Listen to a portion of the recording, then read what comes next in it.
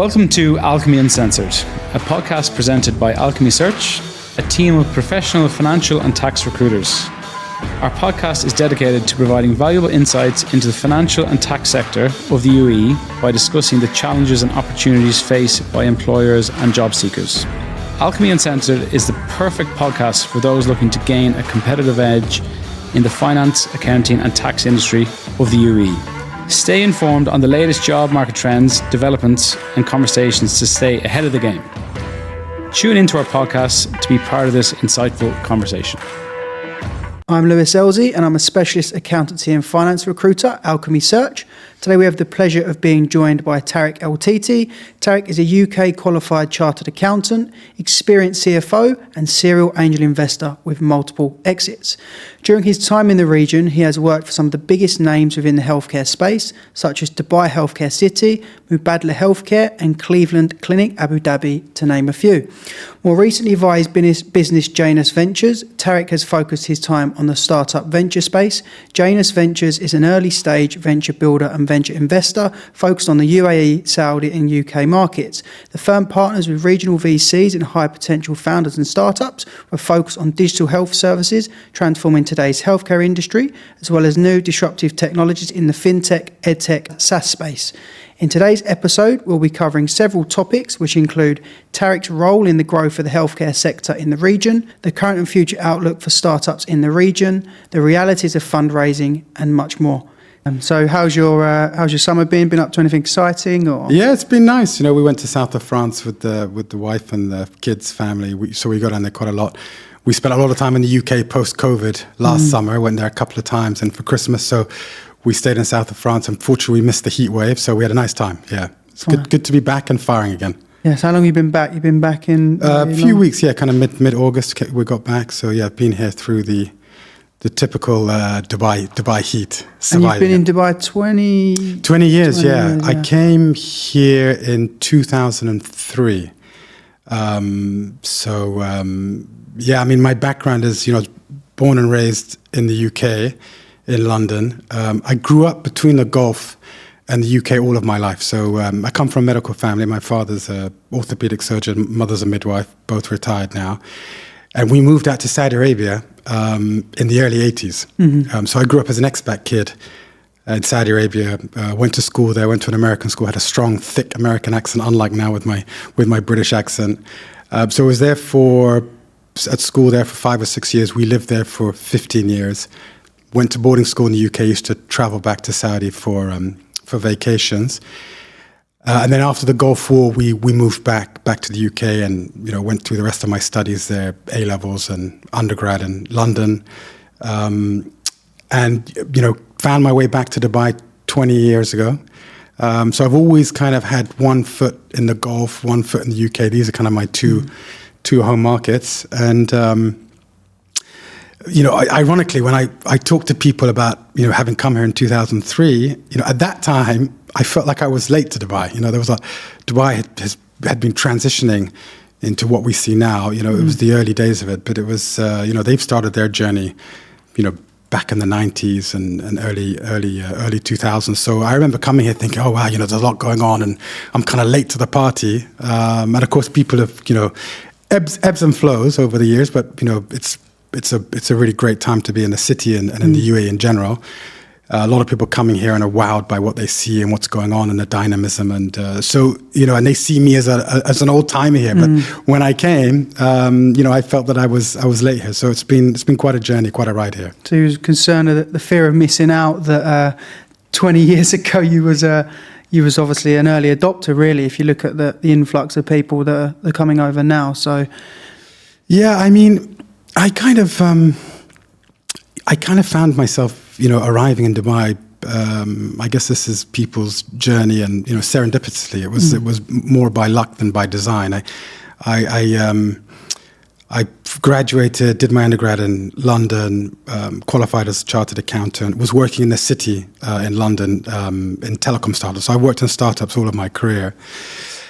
And I had some friends there that were, I have, my father's Arabic, my mother's English, so I, mixed background. And I had some friends that were studying that I was close with who were from Dubai. They were studying, doing their masters and MBAs in London, and it was kind of a small group. And at the time, I was looking to go and migrate to Australia. I had a work visa to Australia. I went backpacking for 6 months. I can share some of those stories later. That was quite a journey. So I was traveling to Australia, and I had these friends that said, "Look, given your kind of Western Arab," and I always had this kind of pull or draw to come back to my roots and to the region in general. And I grew up here in Saudi Arabia, as I mentioned before. So they said, "Look, you should swing by Dubai because there's a lot going on. They're really changing the narrative, and there's a real mix of East and West, and it's a really vibrant, dynamic place." This was back in 2003. You should swing by and check it out. And on my travels, I came past Dubai, had a couple of interviews with different groups, and I ended up getting an offer from what was then the Crown Prince's private investment office called the Dubai Development Investment Authority, DDIA. Very exciting. I mean, they had a really interesting, it was a startup itself, it was a mandate from His Highness, who was the Crown Prince at the time, Sheikh Mohammed bin Rashid. Very interesting mandate to try and help attract foreign direct investment, FDI, into Dubai primarily, but into the country, diversify the economy, create a knowledge economy. They looked at Singapore very much as a benchmark at that time. And I just thought it was just, a very unique opportunity and very, very unusual, very interesting, really kind of got me excited. So I joined the startup team. There was just 20 of us. And that was in December 2003. And, 20 years later, being here, I met my wife here. I've had 2 kids here. And the rest, as I say, is history. So how did your career progress then? Because I know, as I alluded to in the intro, you've worked for some very well-known businesses, groups, etc. So how did your career progress once you'd landed to what you was involved in from that one?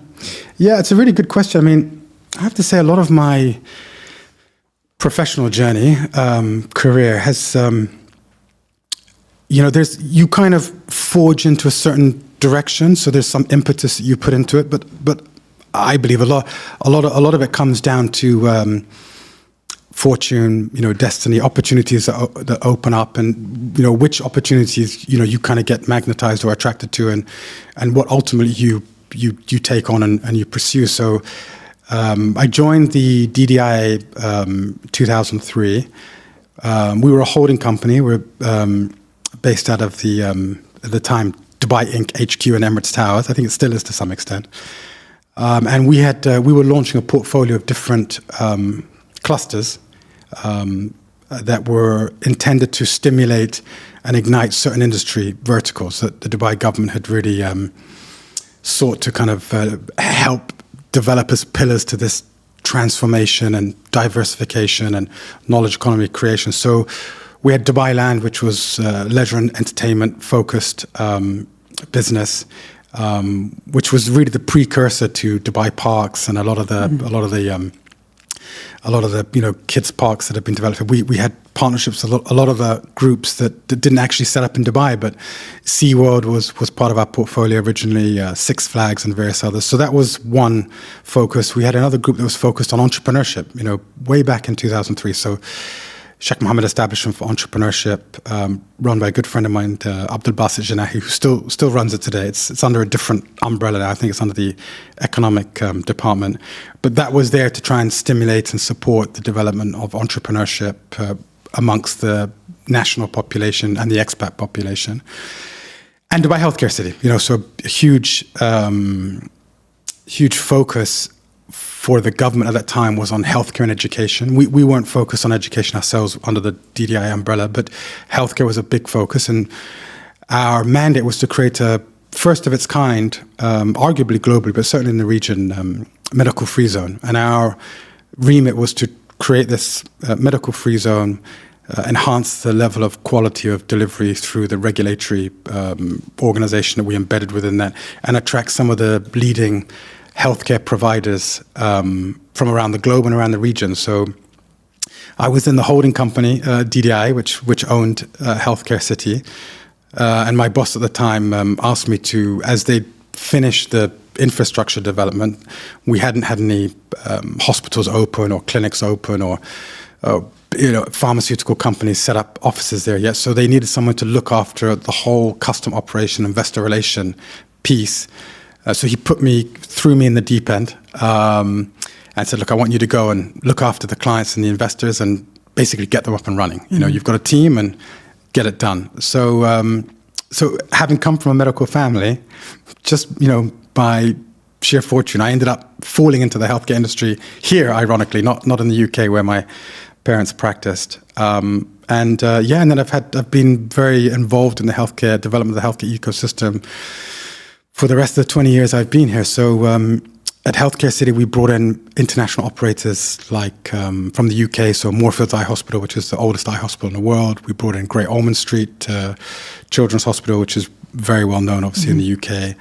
Mayo Clinic from the US. We brought some regional players as well. Dr. Salim Habib's group from Saudi Arabia, which is a well-respected group in the region. Mediclinic from South Africa. So they came in, a lot of the owners and the operators of these, businesses, have become personal friends. So the team came over. That was the time they bought Herzlanden in Switzerland. So they set up shop in Switzerland through their acquisition. They'd originally partnered with Sunny Varkey's group WellCare, and then that was the genesis, the establishment of Mediclinic now, which is the largest private provider and where my kids were born, which is, it's pretty cool, right? When you worked on a project and you actually feel it as an experience, as a customer, as a client. Yeah, I mean, my kids were born in City Hospital. We were, they did a great job. And so that was the genesis of my entry into healthcare. And since then, obviously, it's evolved beyond. So I spent 5 years at Healthcare City, DHCC, from 2003 to 2008. We set up shop, went live in 2004, operationalized everyone down by Wafi, if you know Wafi and Wafi Center down in Oud Metha area. A lot of we started to get a lot of traction and footfall with patients. Then I switched into a business development, commercially focused role, and we set up a day surgery center. We set up a dental education clinic in joint venture partnership with Boston University out of the US. And then my journey continued. I founded my own healthcare startup with a very close friend of mine, an American Lebanese guy who was out of Mayo Clinic and Harvard Business School in the US. We set up the first healthcare financing company in the region called Hayati Healthcare. We had 2 rounds of venture capital investment from a group called the Arab Business Angels Network, ABAN, which was under Dubai Holding, under a group called Dubai International Capital, and also Gulf Finance Corporation. So we'd raised 2 rounds of venture capital. We built up a network of 65 clinics across the whole of the UAE. We were pretty early in the entrepreneurial journey. I often get people coming back saying, you should reignite that concept, and because it still hasn't been done the way that we envisioned it, even today. There's a few players that are doing something similar. When was this in terms of like this was 2000. We raised our rounds of finance in 2008, and then we ran that together. We built up a team of about 10 people from 2008 to end of 2010, so almost 2011. We had the financial crisis years. There's been a few. There's been a few ups and downs. During the time I've been here, globally as well as in the UAE and regionally. So it was the financial crisis, of quite a challenging period. We launched it then, not by design. It's just that's when we happened to we've been working on the project. We raised the funding, and usually once you get funding in the door, then you've got to kind of run and deliver. And we delivered a successful operating model. We'd reached an operational break-even point. But we needed further rounds of funding to grow and to scale. So our vision was to scale into Saudi Arabia and Lebanon. Very challenging time. It's challenging in this time, which we'll get to, but it was challenging then because there was a handful of, you could count them on one hand, early stage venture investors, hardly any institutional investment at that time. It was the very early days of it wasn't even the GCC. It was really only Dubai that was trying to nurture this early stage venture ecosystem. So we ended up folding our portfolio and selling it into one of our investors who was also our underwriter. And then I was, at the time I was doing my MBA alongside that journey. I did my MBA at London Business School, which was one of the first cohorts that did the Dubai Executive MBA program at DFC. And one of my classmates, a very good friend of mine, Dr. Rob Lorenz, was part of the founding leadership team at Cleveland Clinic, Abu Dhabi. And a lot of my friends at DHEC had migrated down the road to set up Mubadala Healthcare, which was new at that time. Mubadala had just really started picking up in 08, 09, and has done a tremendous job in Abu Dhabi.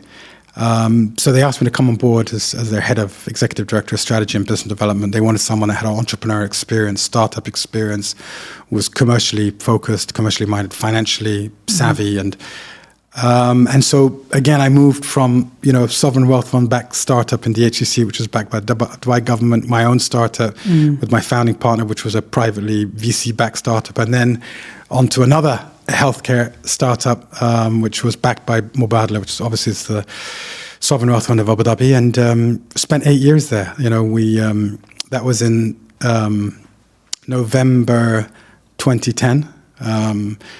And I was there 8 years, head of strategy, business development, had a team under me. And we had 2 chapters to that journey on the side of the fence I was on. There was the pre-opening years, and then there was the post-opening years. So we opened Cleveland Clinic Abu Dhabi in 2015, middle of 2015. And in the pre-opening years, a lot of the work that I did with my team was around financial feasibility, business modeling, setting up of the clinical institutes, market entry pricing strategy alongside the CFO and his finance team, a lot of the strategic outreach, relationship development, primarily throughout the UAE, so patient referrals from Dubai and the other Emirates, dealing with the health authority in Abu Dhabi had at the time, now the Department of Health, and the IPC centers, which is the International Patient Centers, which sat under the military and Zayed military. And so a lot of relationship development and really preparing the hospital to go live and have a feed through of patients when we started.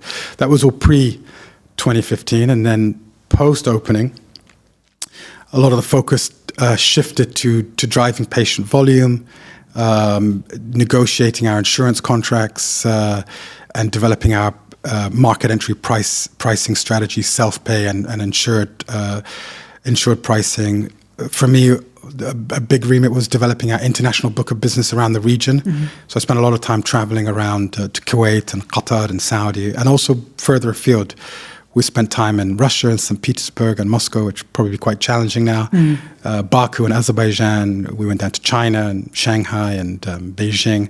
And we were developing these referral relationships with international patients that historically had gone either to Europe or the UK or the US, even Cleveland in the US. So we were looking to provide an offering for them to come into Abu Dhabi. And we had 2 hotels on the island, 4 Seasons and the Rosewood. We had developed a working relationship with Etihad, and so we had the travel, the hotels, and the healthcare infrastructure on Maria Island. And it was a really very rich journey, huge learning curve, very exciting. And I feel blessed. I have a lot of people reaching out to me even to today, asking, to get referred to Cleveland Clinic and, helping them with treatment of their family, of themselves, of loved ones. And, I think it's been a hugely successful and important pillar of the healthcare infrastructure for the whole country. So we focused at Cleveland Clinic on creating this tertiary quaternary referral center, so kind of a facility, a provider of last resort where there was complex neurosurgery. So we had 5 institutes. Some of them included neurological sciences and neurosurgery, cardiovascular and heart surgery. So things that were complex where people would travel abroad for. There just wasn't enough trust in the local ecosystem. So we looked after all of those cases, not just in the Emirate of Abu Dhabi, but for the whole country. And we had a lot of patients referred down from Dubai, from Fujairah, from Ras Al Khaimah. So our focus was on first stemming the tide of patients traveling outside of the country and the region for medical treatment. But secondarily was to bring in patients from around the region, drive Abu Dhabi and UAE as a medical hub, medical tourism hub around the region. So again, trying to kind of play a little bit of a Singapore role in the GCC and the wider Middle East region. It's very interesting to hear the journey of the healthcare system compared to, obviously, only UK listeners know the NHS and some of the challenges we maybe have in the UK, comparing it to here. I remember when I first moved here, I was just very impressed with the level of service and the whole healthcare system. So it's quite interesting to hear from you that whole background of how that all came about. And then your journey as well is not traditional CFO, even though you're a chartered accountant. I think it's quite interesting to hear how you've not gone down that typical CFO route. Yeah, I mean, so there's two questions. I mean, I'll take the second one first. I mean, my background, what gets me going is not a kind of traditional CFO, number crunching guy, bookkeeper, kind of audit, ticking the boxes. I'm much more of a commercially growth focused executive. And my bread and butter is finance. I'm a numbers guy from that perspective. That's where I've come from. So growth focused, commercially focused CFO is kind of how I have kind of grown into throughout my career. And that's worked well for me because I will come to it later, but because I've moved into I've always been in startups all my career, but particularly now in the early stage venture as an operator, investor, those things matter, right? Because people are not looking for, you need to keep your books in order and you need to kind of keep a record of things. It's important. But really in the kind of early stage growth startup environment, those things are really of lesser importance, right? It's more important to be commercially minded, negotiate deals, create revenue streams, partnerships, which are all finance, CFO related disciplines, right? These are not marketing disciplines. There's an element of marketing, of course, but these are, there's an element of sales. But really, when you're doing, you're driving revenue, you're driving commercials, you're driving cash flow management. These are all sit within a finance discipline.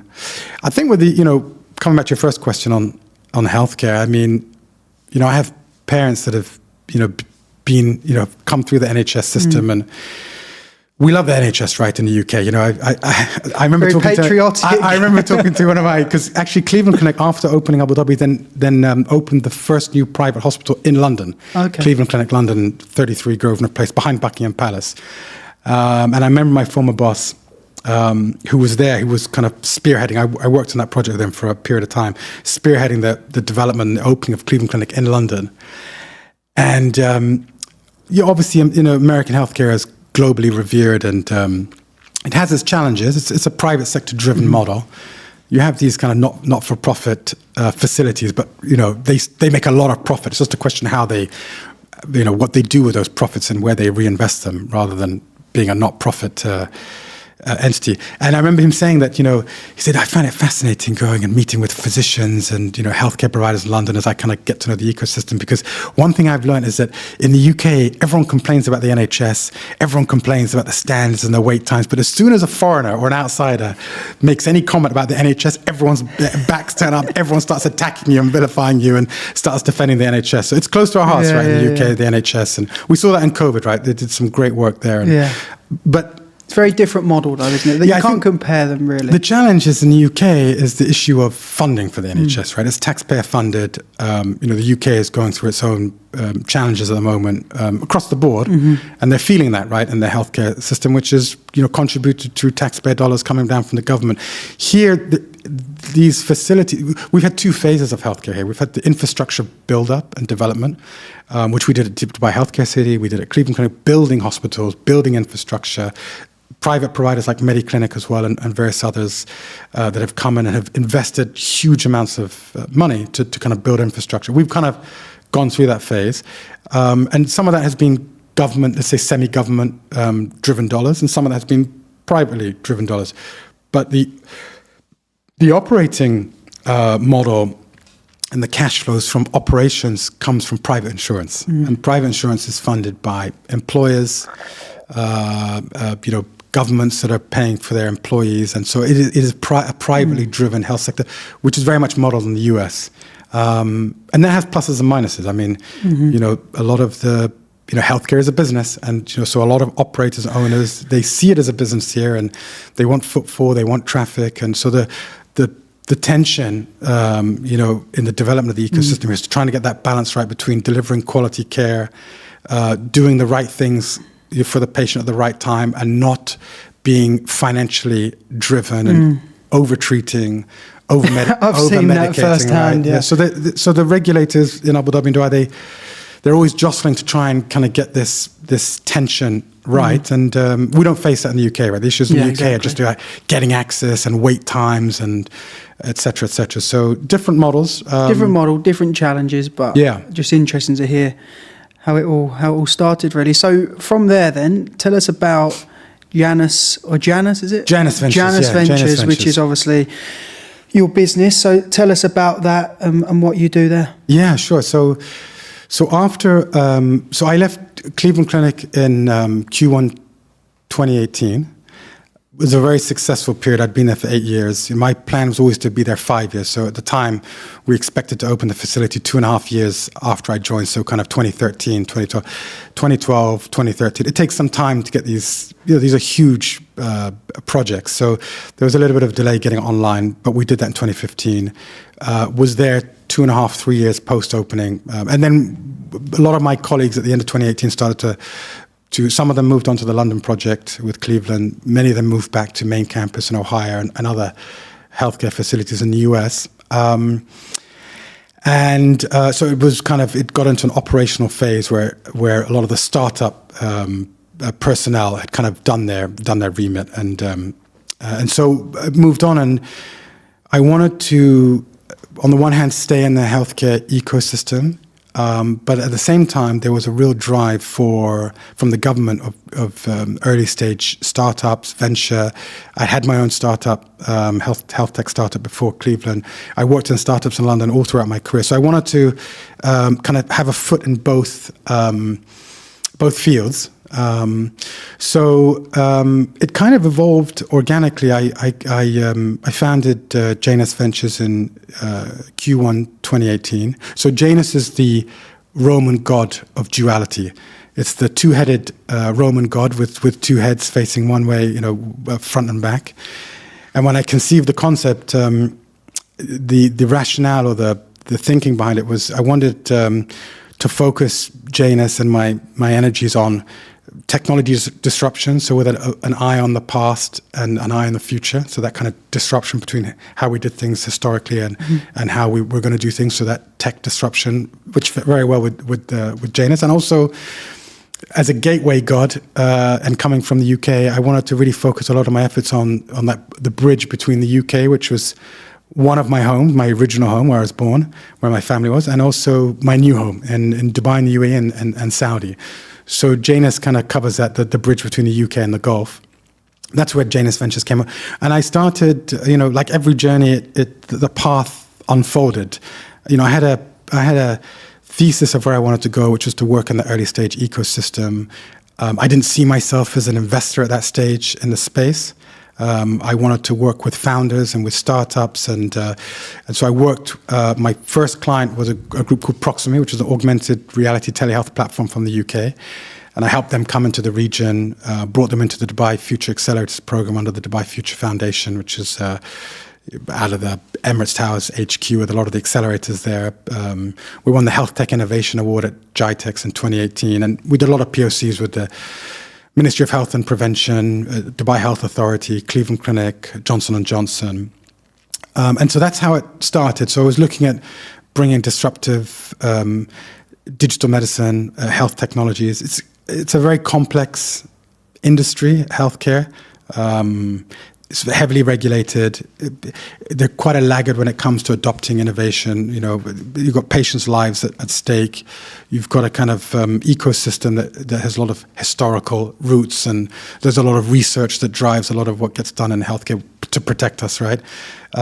So the whole notion of getting in there and breaking things, and that kind of Silicon Valley mantra of startups, and it doesn't work very well in the healthcare sector. So it quickly became evident that I needed to kind of stay in that space, but also expand beyond the realms of healthcare. And then I started working with a number of other different startup companies. One group was an HR tech company out of Saudi. Another group was a Salesforce tech company, enterprise SaaS company, and we were focusing on health cloud. So there was some synergies across both industries. And then a couple of years later, I became much more involved in the early stage ecosystem with accelerators, with a lot of VCs. I had a lot of the folks that are doing a great job in the VC space were friends of mine, personal friends of mine from my own startup, several years ago with Hayati Healthcare. So I got invited to be a mentor with the WAMDA program. Tariq Andour, who's a godfather in the early stage venture, from his successes obviously with Aramex and various investments with WAMDA. So I was a mentor in the WAMDA X program, 2020. Became very close with the WAMDA team that then went to set up Newer Capital, and got very close with a lot of startups that we were mentoring at that time. And then out of that, with a very close friend of mine now, I'm having dinner with tonight, I ended up making my first investment in his startup company, who used to work at, was an investment professional at WAMDA. And he set up a company called Baraka, which was similar to Robinhood in the US, so a commission-free trading platform. And I was one of the first angel investors, 11 angels that went in and backed him at the beginning when he left to set up Baraka. And just more by fortune, just because of the relationship. It's a very heavy relationship-based industry, and you kind of get known, within the industry based on what you're doing and the relationships you have and the activities you get involved with. So that was really the first opportunity for me to make an investment off my own balance sheet. I invest off my own balance sheet with Janus Ventures. And it was a really good investment. They're doing very well. He's gone on to raise several rounds of funding. His last round of investment, they brought in a prominent VC from the US called Valar Ventures, which was Peter Thiel's fund of PayPal and various other startups as an investor, and he was also a founding investor in Facebook. And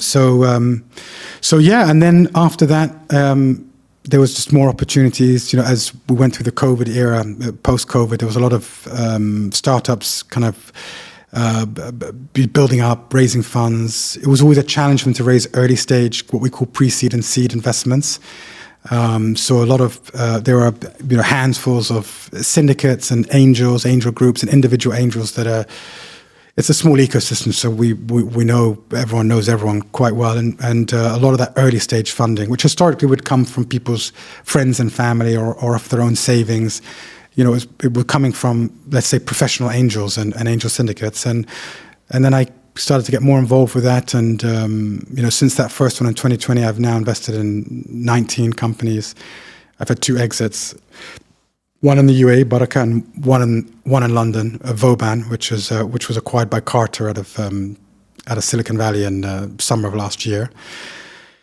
And I spent a lot of my time, supporting and working with the founders within my portfolio, and amongst many other things. And it's been a tremendous learning journey, and very exciting, I got to say. Very interesting, going from obviously your original role in the large healthcare system to then being involved with the startup. So in your opinion, why do people want to set up in the region in particular? The startup scene seems to be booming. Is there any reason for that in the time that you've obviously been here and what you're experiencing at the minute? Yeah, it's a really good question. I mean, the UAE has always been very entrepreneurial. And Dubai in particular, it's always been long before I came here. I mean, they've been known as traders and business people, and a lot of the original family offices in the UAE and in Dubai and Abu Dhabi, the patriarch, more often not the patriarchs that founded those family office conglomerates, back in the 50s and the 60s and 70s, which are huge groups that we know. We know now the Majid Al Futtaims and the Al-Tires and the Al Futtaims and various others, Al Ghurayya Group and several others. I mean, they're very entrepreneurial. I mean, the patriarch and the family that set those up way back when were very entrepreneurially minded business people and very successful. So there's always been a culture of, we call it entrepreneurship now because it sounds cooler and more prestigious, but in those days, successful business people starting up various different lines of business. So there's always been that fabric, and Dubai in particular has always been a trading post and outpost, and people from various parts of the region and parts of the world had always come here to do deals and to set up businesses, etc. So they've always been accustomed to that. It's not alien to them. They're very used to that. So that's kind of the backdrop, I would say, of the UAE in general. But I think the more recent phenomenon, and even before I came, there were some really prominent, well-established startup companies that did very successfully. So Fadi set up Aramex, which was a FedEx logistics provider here. Set it up as a startup, hugely successful.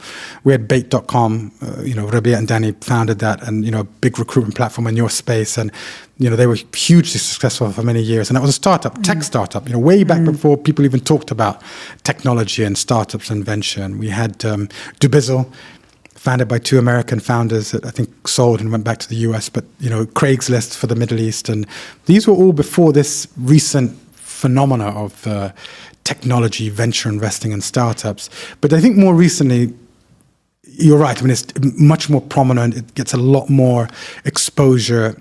And I think there are a couple of factors for that. So, back in the kind of previous decades, a lot of expats would come to the region, not all, but many of them, and they would join multinationals, or they would join family conglomerate businesses, or they would join government jobs. Big packages, good benefits, and these companies needed to get top-tier talent. Historically, was coming from the West. So those days are largely gone, right? Because in particular in UAE, a lot of the infrastructure build has been completed. There's been a huge drive on Emiratization and developing a lot of their own Emirati human capital, male and female, have done a great job. So they're assuming a lot of leadership roles in government, semi-government. So there's no longer the reliance on importing mid-level, senior-level executives and talent into the region. It's still there, but much smaller than it was. At the same time, the government, a lot of job creation came out of those projects, building free zones, building infrastructure, building roads, building up the tourism sector, etc. A lot of construction drove jobs, a lot of development of multinational hubs brought in jobs. So a lot of that as well has gone away as the infrastructure is built. So the government needs a driver for job creation, both for their own nationals and for the expatriate population. It's 90% of the population here is expatriate. So you've got that kind of dynamic in play. You've also got an increasingly competitive region, with some of the really exciting things that Saudi Arabia are doing, Qatar historically.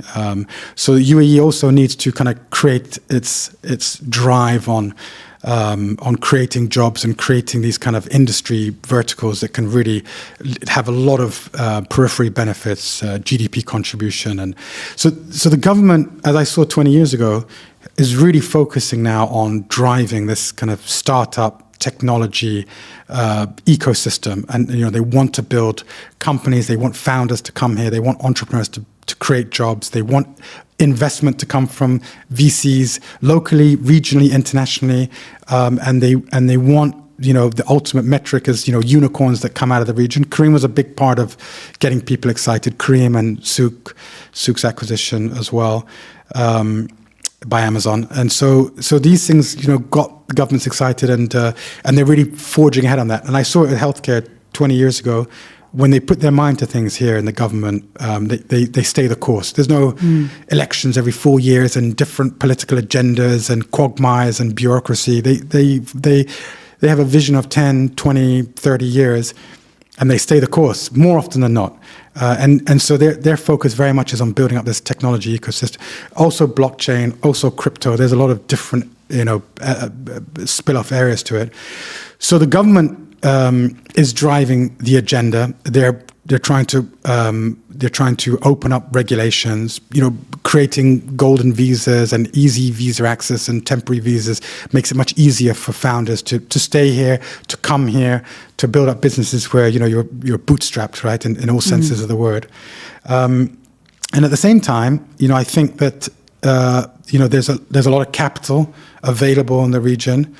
it's not easy capital as people think from the outside. It's very smart capital in many ways. There's a lot of intelligence behind that capital, but it's there. The government is driving things. There's a lot of opportunity for disruption in various industry sectors, like the sectors I focus on: fintech, health tech, ed tech. And then post-COVID, I think the government here has done a phenomenal job, right, of bringing UAE out of COVID. A very structured, measured, and sensible way, unlike what we've seen in the UK, for example, where there's a lot of back and forth and ebb and flow. So it really put it on the map, and there's a lot of founders in the region that have now got the confidence and motivation to go and start up businesses. You've got a lot of people from outside the region that want to come here and be part of this new development. They've seen now the track record of what they've done in tourism. They've seen what they've done in healthcare. They've seen what they've done in aviation. So, there's a track record in the region of really building strong industry verticals. And that people can see that, right? And at the same time, I see a lot of, I see the tenure of people living and residing and making Dubai and UAE their home is extending. When I came, you'd have a lot of, obviously the Emiratis from the UAE, you had a lot of expats from around the region, Arab expats, Asian expats that were here for, this was their home for a number of different reasons. But Western expats and international expats and even from Asia, they would come and typically be on a 3-5 year mandate. And, most people would come and go in that time scale. It's very different now, right? I have lots of friends from all over the world that come here. They love it here. They've done a great job on building up the city and building up the infrastructure and enhancing the quality of life here. Considering the geography we're in, they've done a phenomenal job. And so people want to live here. They want to stay here. And often, they'll work in certain jobs and they may be unfulfilled in that, or they may be getting to a senior level where historically, if they lost that role or if they resigned for whatever reason, they would only have a couple of months to find the next gig or else they'd have to leave. And people want to stay. And so I see a lot of people setting up their own businesses and their own advisory firms and consulting firms because this is now a place they want to call home. They want to, take control of their own professional endeavors and their income, and they see opportunities to start up businesses and the regulation and the finances. There's this confluence of factors which are, it's a ripe moment in time. So I think all these factors are driving to this kind of development of this startup ecosystem, and it's very cool, right? People, they like being in startups, and trust me, there's a lot very glamorous. Very Apparently. glamorous, but there's a lot of challenges. I mean, exactly. I can spend time talking about the challenges as well. But I think these are the reasons why you're seeing a lot of movement in this space at the moment. Yeah, and it'd be interesting for your take on fundraising. All these startups are very reliant on fundraising, as you mentioned. There's a lot of capital in this part of the world at the moment. What is the reality of fundraising, raising funds, being successful? Because I know you've been involved in that numerous times. Yeah, I think the reality is that the landscape has changed in the last 12 months. Internationally, globally, it's changed in the tech space. And we feel the same things here in the region. Often I hear people saying that, in the region we're immune to certain things. And in certain aspects, there's some truth there. But in many aspects, we get affected by the same kinds of things that they face internationally. Interest rates, mortgages, valuations in startups. We're affected here just like the rest of the world. So I would say post-COVID, in hindsight, a relatively short space of time, for about 24 months, 2 years, was 2020, 2021, early 2022. Was a great time for fundraising for founders and entrepreneurs, for all the factors we talked about, right? There was a real drive and there was a real opportunity, and the government really wanted to forge into this space where they can create a new future, right? Because they can be pivotal in the technology ecosystem where it's borderless, right? If you get startups and unicorns here, they can spread across the region. They can spread in other continents, Africa, Southern Europe. So there was a lot of excitement around that. And what that meant was that there were the whole ecosystem was new.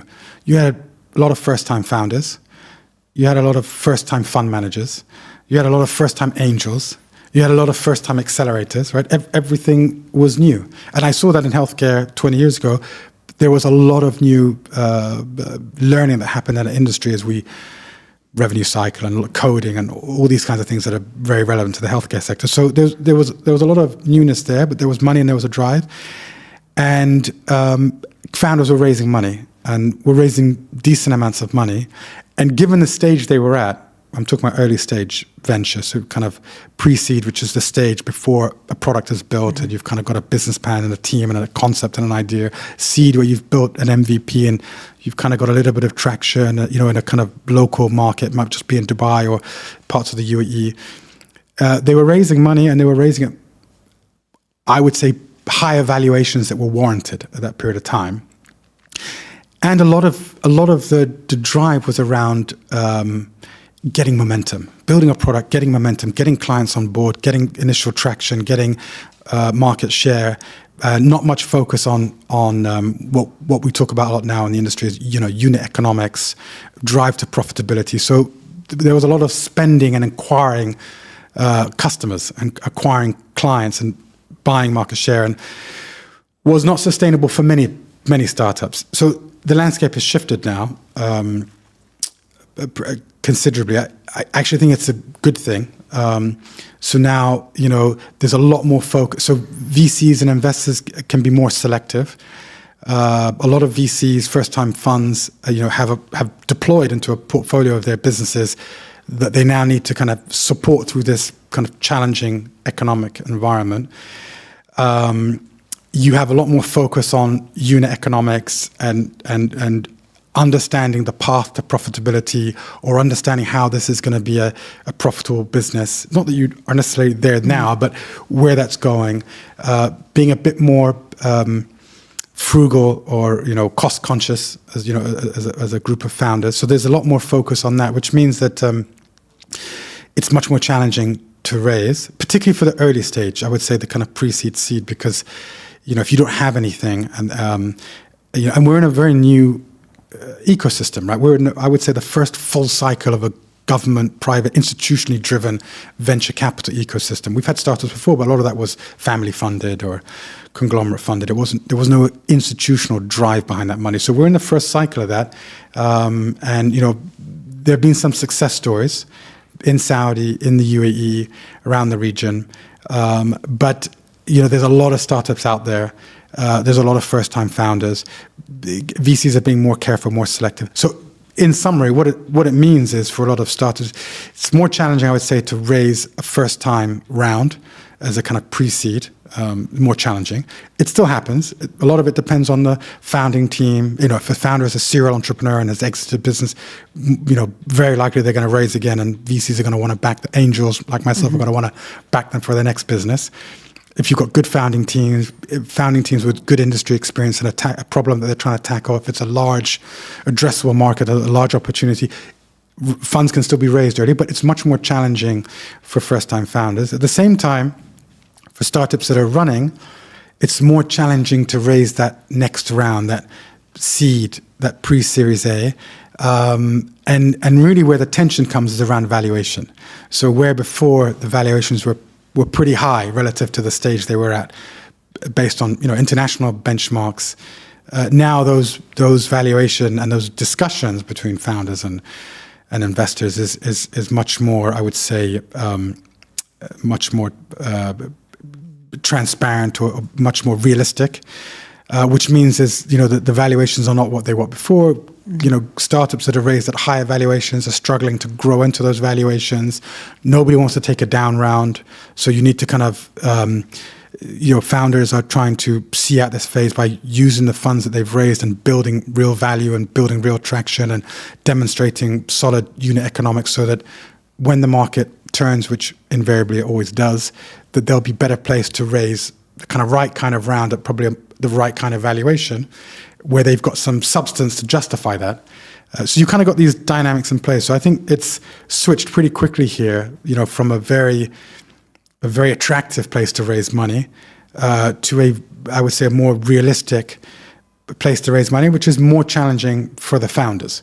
But there's still great companies that are raising good amounts of money at good valuations. VCs are just now much more selective. And VCs are having to support portfolio companies, so they're keeping an eye on existing investments they've made and making sure that they can try and see them through to, some meaningful value creation, as well as trying to see, opportunities where they can deploy fresh money into a new startup or join the round of a startup that they haven't invested before, where they think there's real opportunity for growth. And the region is quite fragmented.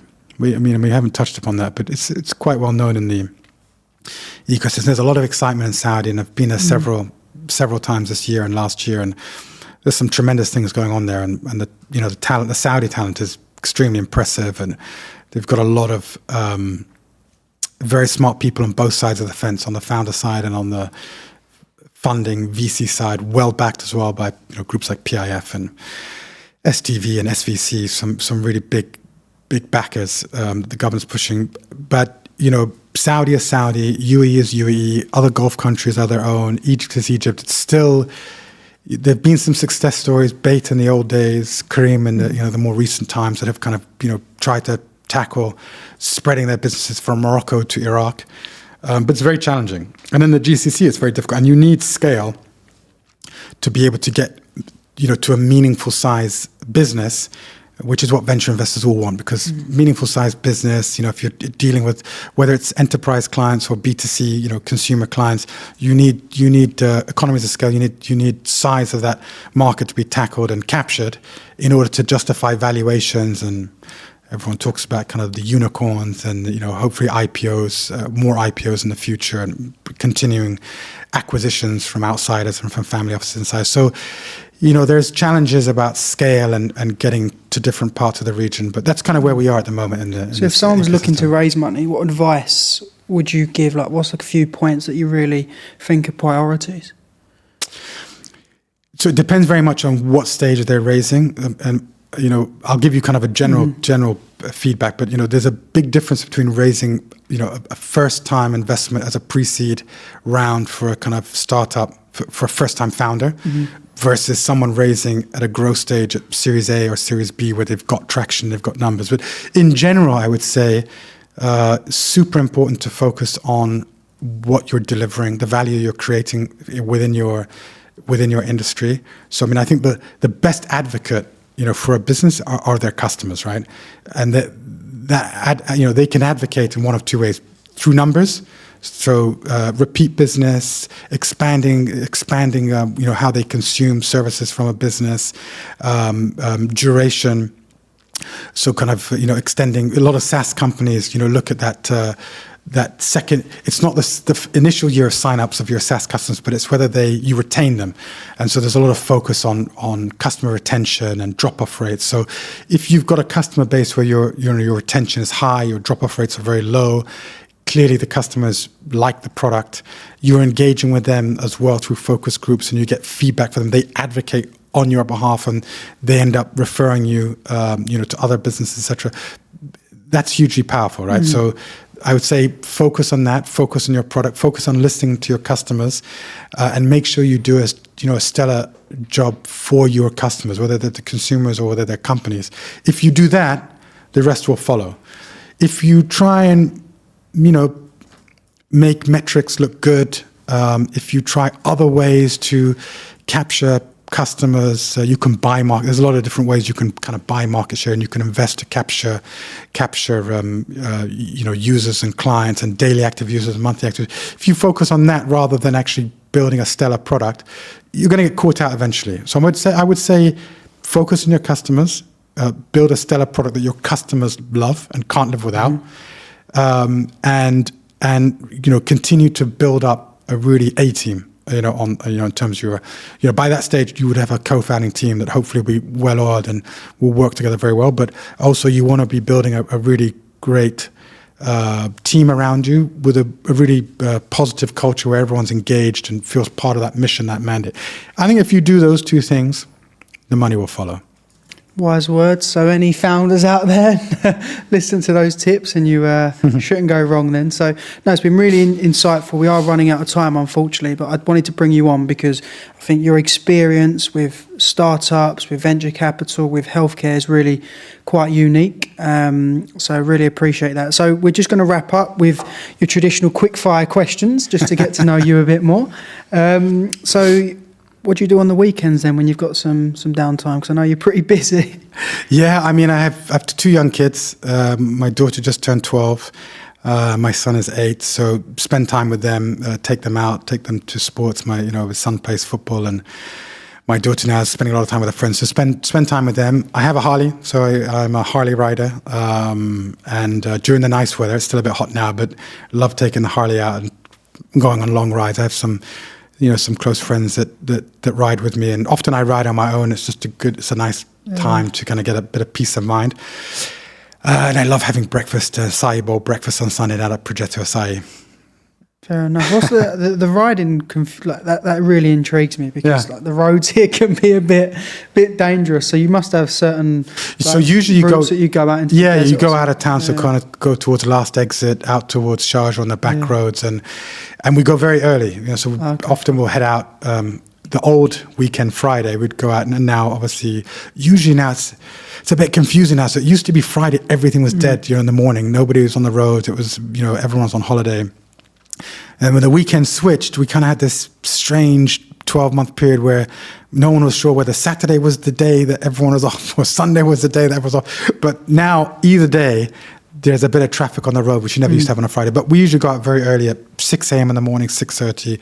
We go out to the back road, so it's very peaceful. Actually, what you'll find is there's a lot of cyclists on the road out. I'm one of them. Al-Qudra. So we go past Al-Qudra. You've got a lot of bikers, a lot of cyclists. It's actually a pretty cool time to be out on the road. Really early on a Saturday or Sunday now. We all cycle at probably 5:30 in the morning, so we drive to Al-Qudra, and it's really nice because no one's around, and you've done 2-3 hours on the bike, and you're back 8-9 o'clock in the morning. So you'll hear me zooming past you often in that morning. I've not gone for a motorbike. I'll stick to my road bike for now. But what about your favourite restaurant in Dubai? Yeah, that's it. I mean, I love Main Oyster Bar. They've got a couple around town. But the one I often go down to is the one in Dubai Marina. So I live in, we live down in that side of town. Mm-hmm. So I love Main Oyster Bar. Love Koukley's, it's a French bistro. So these are kind of the go-to restaurants for food. Nola's as well is a big favorite with my wife and I. So yeah, these are the spots. What about favorite country you visited? I've been, this is quickfire, is it? I mean, I've been blessed because before I moved to Dubai, I went traveling for 6 months. Yeah. So I spent 2 months in Egypt, which was a phenomenal experience. I trekked in Nepal up to the Annapurnas. I went, white water rafting and down the Mekong River in Vietnam and Thailand and in Southeast Asia. But of all the places I've visited, traveled a lot, Brazil, Europe, Italy. Of all the places, I have to say my favorite, which I haven't been to for years, and I'm always threatening to take my family down to, is South Africa. I mean, Cape Town, for me, still has. I mean, there's something about the African continent, particularly the sub-Saharan, which is just captured me. And I've been down to South Africa 3 or 4 times. Went to a wedding in Stellenbosch, spent some time in Kruger National Park. Did some kloofing, which is canyoning, with some South African friends. I had a lot of South African friends in London, so I had some great times. So South Africa, Cape Town is right up there. I would say right at the top. And finally, what gets you up in the morning? Taking the kids to school is one thing. That's something that's going to one thing for sure. I would say now a lot of what gets me excited and gets me going in the morning is kind of making impact with the founders I work with and the portfolio companies I've invested in. So that's the thing that, when I go to work, that's the first thing that really gets me excited and it gets me focused on the work I'm doing with Janice and the work I can support the founders in my portfolio on. So it's a blessing, I would say. Good. Well, really appreciate your time. It's been really insightful. Thanks for having me. Hopefully the audience will find that interesting. I'm sure they will. We've got a little gift for you, as we do on every podcast. So, very nice. there's some items in there for you, some healthy snacks. That's and very some, healthy, yeah. Not so healthy Yeah. snacks. So see That's what great. the kids want, I imagine. Probably the brownie or the waffle, but Yeah, I'll fight them for you'll it. stick to the bananas or the other fruit. But very yeah, much. we hope this podcast has provided you with some useful tips and advice, and we'll see you on our next episode. Yeah, thanks for having me. I really enjoyed the conversation. No worries. Thank you. All the best.